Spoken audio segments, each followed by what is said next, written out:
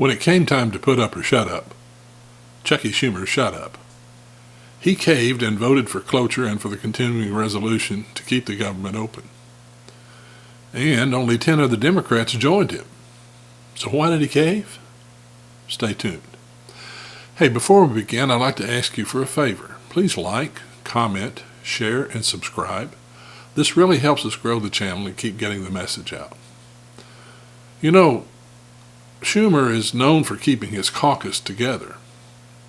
Even President Trump has commented on he wished the Republicans could hang together like the Democrats do when they vote as a bloc. But that didn't happen this time. In fact, in a caucus meeting prior to the vote, New York Senator Kirsten Gillibrand could be heard screaming at Schumer from inside the conference room in the halls of Congress. And Nancy Pelosi called on Democrat senators to buck Schumer and vote against the spending bill. I don't know why Nancy wanted to poke her nose in, but she did, and she rolled a bus tire over poor Chucky. And then Hakeem Jeffries gave a two-word response to two key questions. First, do you have confidence in Schumer? His answer, next question. Next, do you need new leadership in the Senate? His answer, next question. Now, the reason Schumer caved, it became known as the Schumer shutdown. See, he knows he's in trouble, and he took to the Senate floor and announced he would fight the Republicans at every turn. He's been on news shows defending his vote. He even called the Republicans bastards. Seems like profanity is the new Democrat tactic.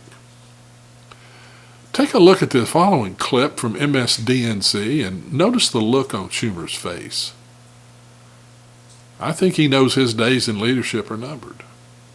After you watch the clip, let me know your thoughts in the comments. I had to give people this warning. Can I'm going to just keep you for two more questions, if that's okay. One is a sort of question about strategy and dealing what I think you and I and many people watching this agree is essentially an assault on the constitutional order, and that it's this. Absolutely. The only thing they understand is meeting conflict with conflict. So if you look at Doug Ford in Ontario, who banged the table and said, "You're going to tariff us. I'm going to tariff you. We're going to put a surcharge on electricity," that the only thing that gets their attention, the only thing that gets them to back down is meeting conflict with conflict. If you meet conflict with essentially managed retreat or strategic non-engagement, then they roll Chris, all over you. We are going to conflict with them on everything. On the tax cuts for the billionaires. They've become a plutocracy, an oligarchy. On Medicaid. We have plans to conflict them with all of that. If the shutdown occurred, we wouldn't be able to do that because they would fill up both the Senate and the discussion on whether we should cut this and not cut that, of things that they want to cut. So to have the conflict on the best ground we have, summed up in a sentence, that they're making the middle class pay for tax cuts for billionaires, it's much, much better not to be in the middle of a shutdown, which would divert people from the number one issue we have against these bastards, these people, which is not only all these cuts, but they're ruining democracy. And one other thing on a shutdown.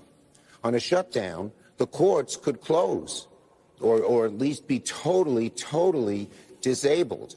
And the courts are one of the best ways we've had to go after these guys.